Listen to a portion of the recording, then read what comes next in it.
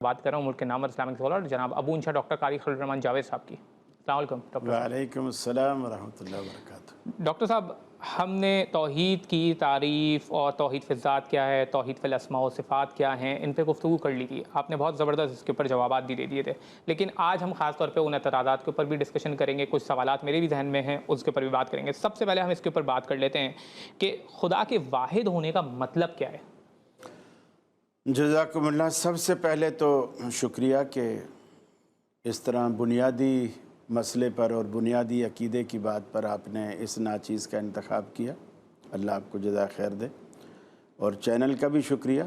और मैं समझता हूँ ये चैनल के लिए ऐसे प्रोग्राम सदका जारिया हैं, चूँकि ऐसा बहुत कम होता है कि चूँकि तौहीद बहुत हसास मौजू है और ऐसा बहुत कम होता है कि लोग इसको उठाएं और छेड़ें और पब्लिक तक सही तौहीद का पैगाम पहुंचाएं। मैं समझता हूं ये GTV की जुर्रत की बात है कि वो तौहीद के पैगाम को न सिर्फ ये कि एक नशिस्त में, बल्कि आज हम उसी मौजू पर दूसरी नशिस्त के लिए बैठे हैं और ये अमल लायक तहसीन भी है और लायक तक़लीद भी है। पहली बात यह है कि अल्लाह रब्बुल आलमीन को जब हम वाहिद, अकेला, यकता मानते हैं तो उसका क्या मतलब है? उसका मतलब ये होता है अल्लाह की जो ज़ात है उसकी अपनी ज़ात एक अल्लाह है। उसका कोई ख़ानदान, कोई कबीला, कोई औलाद, कोई माँ बाप, कोई भाई बहन, कोई रिश्तेदार, कुछ नहीं। ज़ात के एतबार से वो अकेला है, उसमें कोई साझी, कोई शरीक नहीं। अल्लाह की जितनी सिफ़ात हैं उसमें वो अकेला है। सिफ़ात से मुराद ये होता है कि जैसे अल्लाह राज़िक है, मालिक है, खालिक है, जब्बार है, क़हार है। ये वो सिफ़तें हैं कि राज़िक कोई और नहीं हो सकता, खालिक कोई और नहीं हो सकता। अल्लाह के अलावा जितनी जो कुछ है वो सारी मखलूक है। अल्लाह ही अकेला खालिक है। खालिक मखलूक नहीं हो सकता और मखलूक खालिक नहीं बन सकती। हम सब मखलूक हैं। अब जब हम किसी बच्चे का नाम रखते हैं और अल्लाह के नाम के साथ कोई हम उसकी निस्बत देना चाहते हैं तो हम लाजमन ला महाला अब्दुल खालिक कहेंगे, खालिक नाम नहीं रखेंगे। नहीं, मगर अली भी तो नाम है, गनी भी तो नाम है। वो उस तरफ भी आते हैं। अल्लाह ताला की बाज़ सिफ़ात ऐसी हैं जिनमें कमाल मुतलक ऐसा है कि वो बंदों की तरफ जा ही नहीं सकता। बाज़ सिफ़ात ऐसी हैं जो बंदों की तरफ जाती हैं लेकिन बंदों के साथ जब आती हैं तो वो महदूद हो जाती हैं। जब अल्लाह की तरफ जाती हैं तो वसी हो जाती हैं। मिसाल के तौर पर अल्लाह समी है, यानी वो सुनता है। अल्लाह बसीर है, वो देखता है। हम भी समी हैं।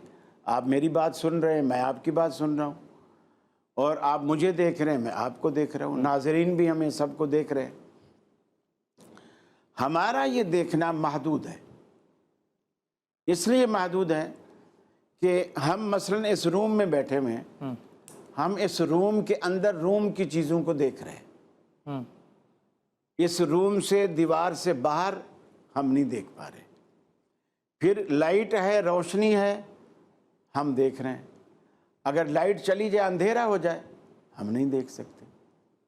अच्छा, फासला देखने के लिए भी एक हमारी नज़र को एक ख़ास फासला चाहिए। उस फासले तक चीज़ है हमें दिखती रहती है। अगर उससे ज़रा सा और दूर चली जाएगी हमारी नज़रों से, ओझल हो जाएगी। अल्लाह ताला इन असबाब व इलल का पाबंद नहीं है। वो जब देखता है, आँख का मोहताज नहीं है, रोशनी का मोहताज नहीं है, फासले का मोहताज नहीं है, बीच में रुकावटों के हट जाने का मोहताज नहीं है। सारी दुनिया की रुकावटें हों, रात काली रात, अंधेरी सियाह रात हो, काला पत्थर हो, उस काले पत्थर पर काली चींटी रेंग रही हो, अल्लाह ताला अर्श मुअल्ला पर होते हुए उसे देख रहा है। ये उसका यानी सिफत का वो कमाल है। ये कमाल उसकी मखलूक में नहीं है। अच्छा, हम सुनते हैं, सुनने के लिए कान का होना हमारे लिए ज़रूरी है। پردے کا صحیح ہونا ضروری ہے، آواز جس کو ہم سننا چاہ رہے ہیں وہ آواز ہونا ضروری ہے، ایک خاص فاصلہ ہونا ضروری ہے۔ فاصلہ جب بڑھ جائے گا وہ آواز ہم تک نہیں آتی۔ اللہ تعالیٰ نہ کان کا محتاج ہے، نہ کان کے پردے کا محتاج ہے، نہ سامنے والے کی آواز کا محتاج ہے، اور نہ فاصلے کا محتاج ہے۔ مثال کے طور پر ہم بہت ساری آوازیں سنتے ہیں، کوے کی آواز سنتے ہیں، بولتے ہیں جی کوا کائیں کائیں کرتا ہے، مکھیاں بھن بھناتی ہیں، گھوڑا ہن ہناتا ہے۔ یہ آوازیں اس لیے ہم نے نام رکھے ہوئے ہیں کہ ہم نے سنی ہیں، لیکن آج تک کسی نے چیونٹی کی کوئی آواز کا کوئی نام نہیں دیا، اور سائنس نے ہمیں پروف بھی نہیں کیا کہ چیونٹی کی آواز کیسی ہوتی ہے۔ لیکن اللہ قرآن میں کہتا ہے کہ چیونٹیاں بولتی ہیں، آپس میں باتیں کرتی ہیں، حتیٰ کہ قرآن نے اپنے پیغمبر جناب سلیمان علیہ السلام کے اعجاز کے طور پر قرآن نے بیان کیا کہ وہ چیونٹی کی آوازوں کو بھی سنتے تھے، پرندوں کی آوازوں کو سنتے، اور صرف نہ یہ کہ سنتے بلکہ اسے سمجھتے اور ان سے بات بھی کرتے۔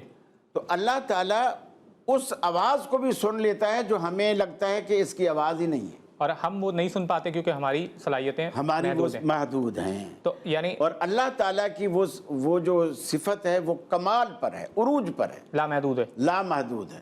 تو اللہ کی ذات میں لامحدود ہے۔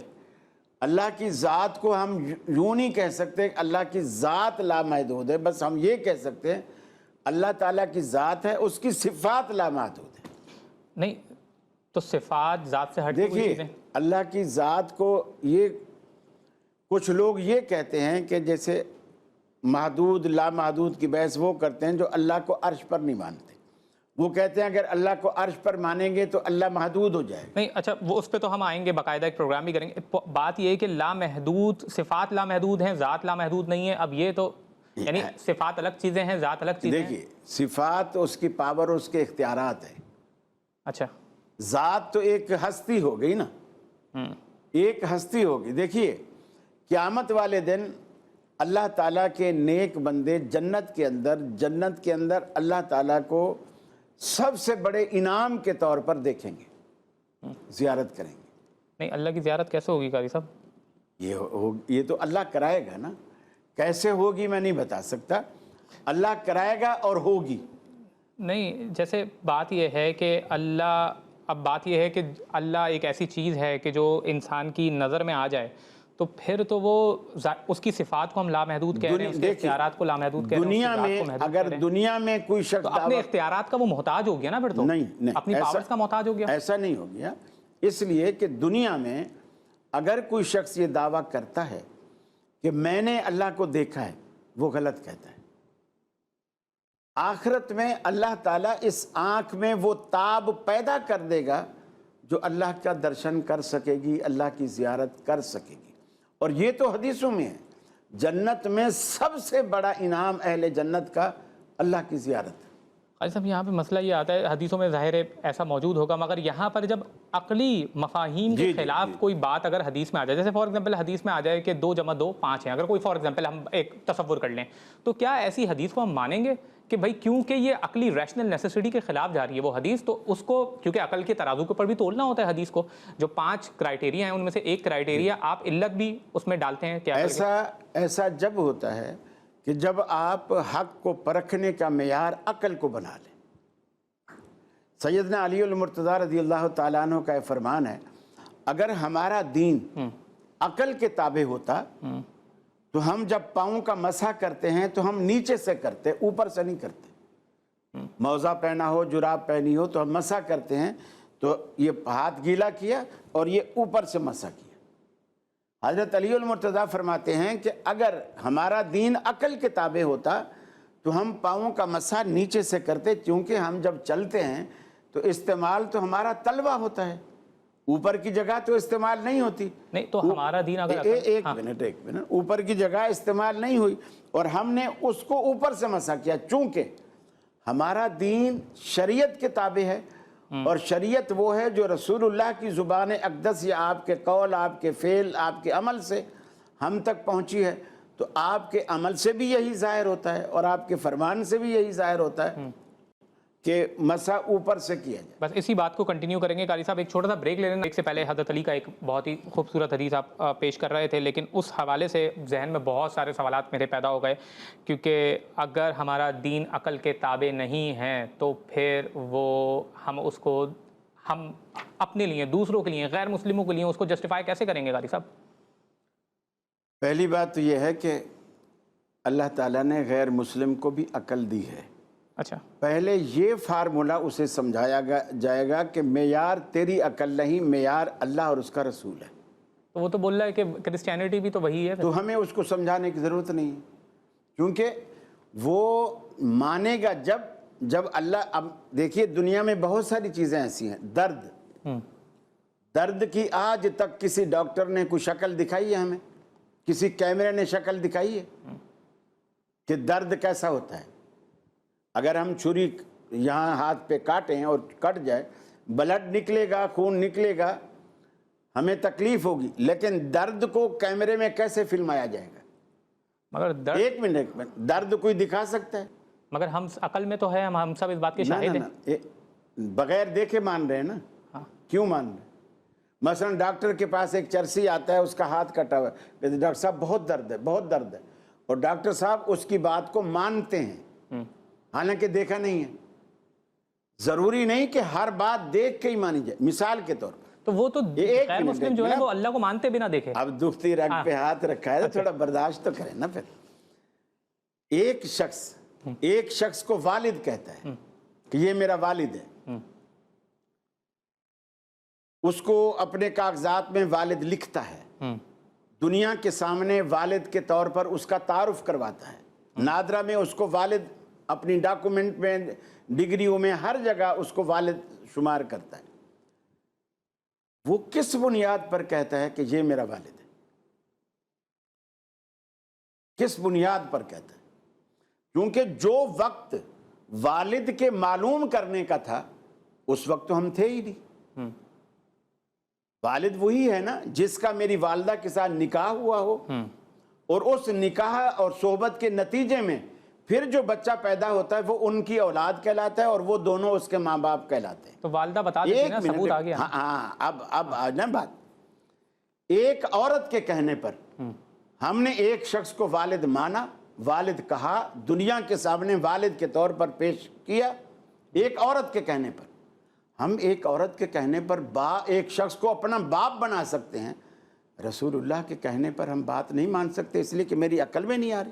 نہیں قاضی صاحب دیکھیں، خدا کو تو مانتے ہیں، فار ایگزامپل عیسائی بھی مانتے ہیں، خدا کو تو ہندو بھی مانتے ہیں، ہر مذہب مانتے ہیں۔ دیکھو اہل کتاب مانتے ہیں۔ ہاں، اصل میں آپ بحث کو دہریوں کو اور اہل کتاب کو مکس کر رہے ہیں، مکس نہ کریں۔ نہیں، میں بول رہا ہوں اہل کتاب کے ہی سامنے ہم اگر اپنا مذہب رکھیں تو ان کو عقل کے تقاضے کے مطابق ہی پیش اگر کریں۔ اہل کتاب کے سامنے رکھیں گے تو پھر تو معاملہ آسان ہے، چونکہ ان کے ہاں رسول کا تصور بھی ہے، اگرچہ ہمارے رسول کو نہیں مانتے لیکن عیسیٰ علیہ السلام کو مانتے ہیں، موسیٰ علیہ السلام کو مانتے ہیں، دیگر انبیاء کو مانتے ہیں، اللہ کا بھی تصور ان کے ہاں موجود ہے، ان کو سمجھانا آسان ہے۔ اور اللہ کے رسول نے جب دعوت دی بہت سارے لوگ مسلمان ہوئے۔ عبداللہ بن سلام یہودیوں کے بہت بڑے عالم تھے اور وہ مسلمان۔ مگر رسول کا خود رسالت کا تصور بھی تو ایک عقلی تصور ہے، خدا کا تصور بھی تو ایک عقلی تصور ہے۔ عقلی تصور نہیں ہے، نہیں ہے، عقل کی ضرورت نہیں ہے کہ اگر یہ خدا ہے تو وہ رسول بھی بھیجے۔ اگر ایسا ہوتا نا، اسے کہتے ہیں ذہن پرستی۔ اگر ہم عقل کو ہی معیار بناتے رہیں، یہ ذہن پرستی، یہ گمراہی ہے۔ ہماری عقل کچھ بھی نہیں ہے۔ اسلام تو یہ کہتا ہے تمہاری عقل میں آئے یا نہ آئے، اللہ نے۔ اب دیکھیے قبر میں عذاب ہے، قبر میں عذاب ہے، کیوں ہم مانتے ہیں کہ ایک سچے نے خبر دی ہے۔ وہ سچا کون ہے؟ وہ رسول اللہ صلی اللہ علیہ وسلم ہے۔ انہوں نے کہا کہ قبر میں عذاب ہے، لیکن جب ہم قبر کو پھاڑتے ہیں ہم دیکھتے ہیں ہڈیاں پڑی ہوئی، تو ہم کہتے ہیں عذاب کیسے ہو رہا ہے اس کو؟ وہ جو قبر بھیجتی ہیں اور پسلیوں سے پسلیاں، در حقیقت یہ جو معاملہ ہو رہا ہے یہ برزخ ہے، جہاں تک ہماری نظر نہیں پہنچ رہی، ہماری سماعتیں وہاں نہیں پہنچ رہی، وہاں سے آواز یہاں تک نہیں آ رہی۔ رسول اللہ نے فرمایا جو کچھ قبر کے اندر میت کے ساتھ ہوتا ہے اگر تمہیں میں اللہ سے دعا کروں اور اللہ تعالیٰ تمہیں وہ دکھوا دے اور ان کی چیخو پکار تمہیں سنوا دے تو فرمایا تم ڈر کے مارے مردے دفن کرنا چھوڑ دو گے۔ مگر یہ تصور بھی تو عقل میں آتا ہے کہ زندگی ہے، موت کے بعد آخرت کا تصور لیکن بھی یہ تو عقل میں نہیں آتا نا کہ جس قبر کو میں پھاڑ کے بیٹھا ہوں اندر کچھ بھی نہیں ہے اور مولوی کہہ رہے ہیں جی عذاب ہو رہا ہے، وہ تو ایک اسپیسیفک تو ڈیٹیل کس کو ہو رہا ہے؟ ضمنی میں وہی کہہ رہا ہوں کہ عقل، یہ پہلے آپ پیمانہ بنائیں کہ پیمانہ کیا ہے۔ پیمانہ تو عقل ہی رہے گا ہمیشہ۔ نہیں، کبھی بھی نہیں، پیمانہ عقل نہیں رہے گا، پیمانہ اللہ اور اس کے رسول کا ہے، نہیں، قرآن اور حدیث، یہ پیمانہ ہے، یہ معیار حق ہے۔ قاضی صاحب اگر کوئی ابھی شخص آئے فار ایگزامپل اور وہ کہے کہ میں نبی ہوں اور میں فار ایگزامپل کوئی وہ دعویٰ کرے کہ مجھے اللہ نے بھیجا ہے، تو یہ اس کو بھی ہم اس دعوے کو عقلی تقاضوں کے اوپر تولیں گے؟ اور رسول خود انبیاء نے جو پھر معجزات پیش کیے وہ اسی لیے پیش کیے نا تاکہ عقل میں یہ بات آ جائے کہ میں ہی وہ نبی ہوں کہ جو معجزہ پیش کر رہا ہے۔ دجال آئے گا، دجال آئے گا اور وہ دعویٰ کرے گا، خدائی دعویٰ کرے گا اور لوگ بہت سارے مانیں گے۔ اللہ کے رسول نے خود فرمایا بنو تمیم قبیلے کے بارے میں، یہ اتنا موحد عرب کا ایک قبیلہ ہے، فرمایا دجال کو لوہے کے چنے چبوائے گا، یہ قبیلہ لوہے کے چنے چبوائے گا، اتنا بھاری ثابت ہوگا، اور وہ عقل کی دلیل پیش نہیں کریں گے، رسول اللہ کی حدیث پیش کریں گے کہ اللہ کے رسول نے ہمیں یہ نشانیاں بتلائی تھی جو آج ہم تیرے اندر دیکھ رہے ہیں، وہ ایک آنکھ سے کانا ہونا اور یہ ساری وہ جو چیزیں ہیں وہ تیرے اندر وہ ساری موجود ہے۔ حدیث کو پیش کر کے کہیں گے کہ ہمارا تو یقین بڑھ گیا ہے کہ تو ہی وہ دجال ہے جس کی خبر اللہ کے رسول نے دی تھی۔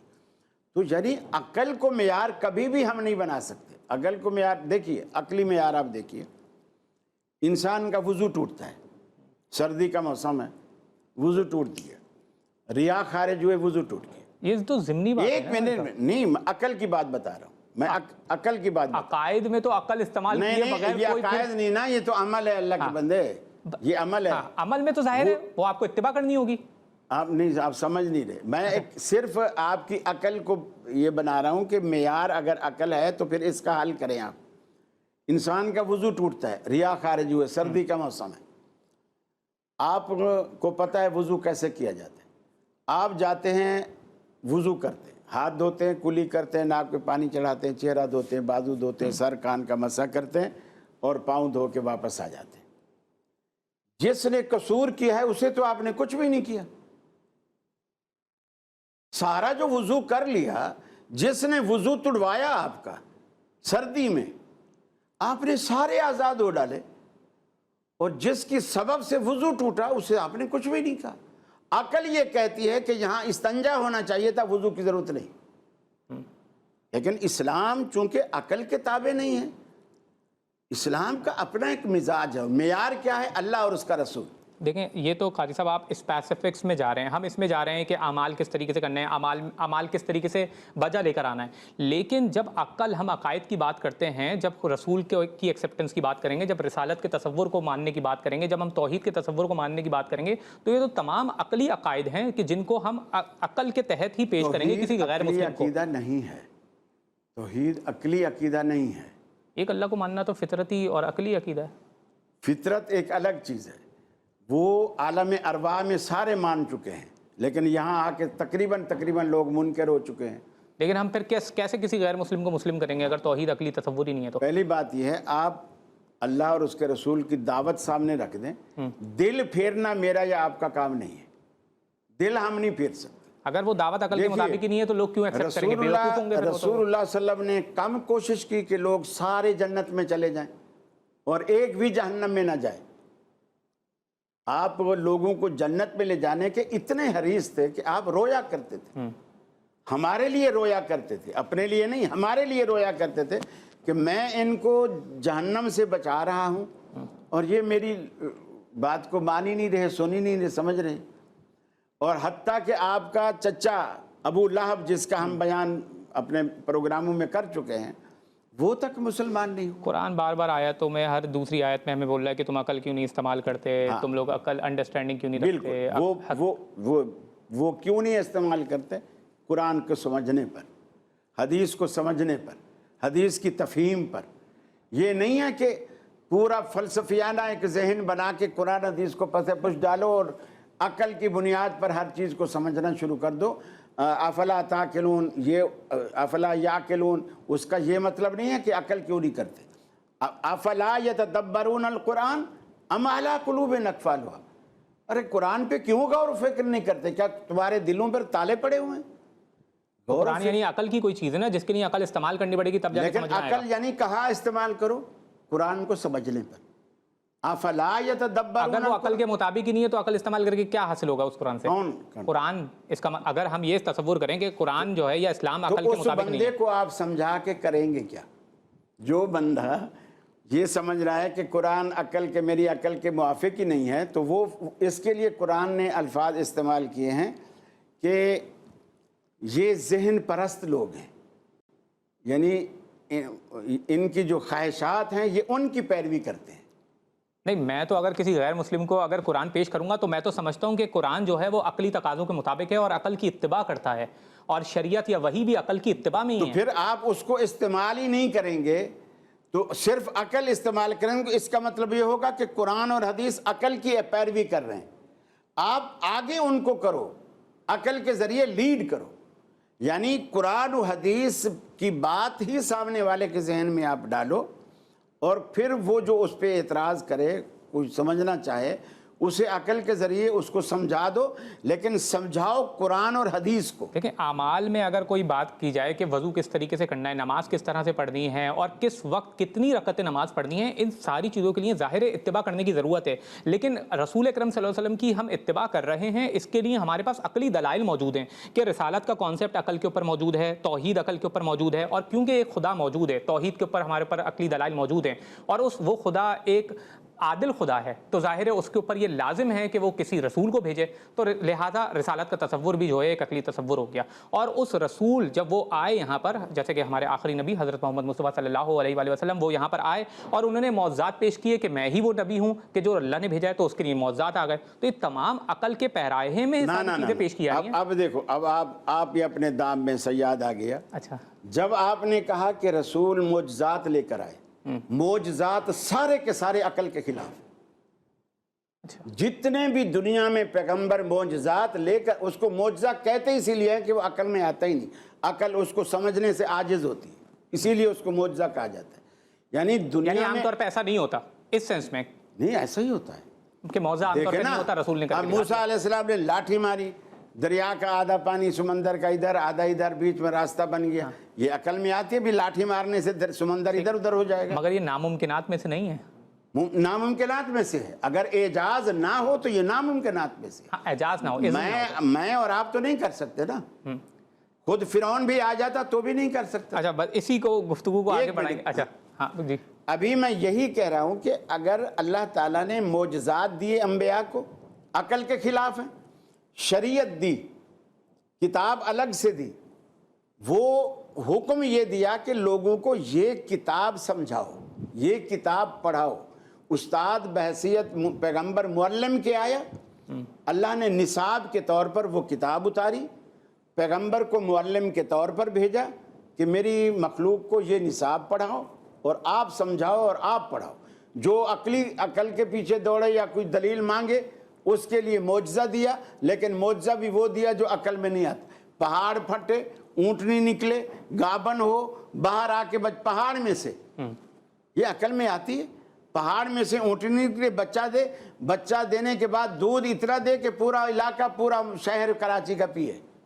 اسی بات کو آگے بڑھائیں گے. ایک چھوٹا سا بریک لیتے. سوالات ہیں ذہن میں، مگر سوال اگر ابھی پوچھ لوں گا تو وہ پھر وی ول رن آؤٹ آف ٹائم. میں سوالات آ رہے ہیں وہ پوچھ رہا ہوں، اور ماشاءاللہ قاری صاحب کی یہ ایک خصوصیت ہے کہ وہ سوالات سے نہیں بھاگتے اور سوالات کا سامنا کرتے ہیں اور بخوبی ان کا جواب دینے کی کوشش کرتے ہیں. قاری صاحب آپ بات کر رہے تھے کہ عقل میں، یعنی دین اوبیسلی آپ کا ایک پرسپیکٹیو ہے جو آپ نے بخوبی سمجھایا. میں یہ بات کر رہا تھا کہ معجزہ فار ایگزامپل عقل میں آتا ہے، ناممکنات میں سے نہیں ہے. فار ایگزامپل وہ ایسے ناممکنات میں سے نہیں ہے جیسے 2 + 2 5 نہیں ہو سکتے، یہ ناممکنات میں سے ہے. ٹھیک ہے، ریشنل نیسیسٹی ہے کہ 2 کو 2 میں جمع کیا جائے تو وہ 4 ہی بنے، 5 نہیں کریں. معجزہ اس قسم کی حقیقت ہے کہ وہ ایسی حقیقتوں کو نہیں توڑتا، ریشنل نیسیسٹی کو نہیں توڑتا کہ 2 + 2 کو 5 کر دے. ہاں وہ یہ ضرور کرتا ہے کہ وہ ایسی چیز کرتا ہے کہ جو عام طور پہ نہیں ہوتی. فار ایگزامپل چاند، آپ آپس میں چاند کے 2 ٹکڑے نہیں ہوتے تو اللہ کے رسول وہ کر دیتے ہیں، اور اس طریقے سے دلیل ہم عام لوگوں کے پاس آ جاتی ہے کہ رسول آئے ہیں اور یہی رسول اللہ کے رسول نہیں، آپ میری بات کا غلط مفہوم سمجھا آپ نے. میں ٹوٹلی کہہ رہا ہوں کہ معجزہ عقل میں آنے والی چیز ہی نہیں ہے. 2 + 2 کو 5 اگر وہ عقل میں آ رہا ہے 2 + 2 4 کی طرح، وہ معجزہ نہیں ہے. وہ تو آپ بھی کر لیں گے، میں بھی کر لوں گا. 2 + 2 کو تو 4 آپ بھی بنا لیں گے، میں بھی بنا لوں گا. جو 5 بنا کے دکھائے یہ کمال ہے نا.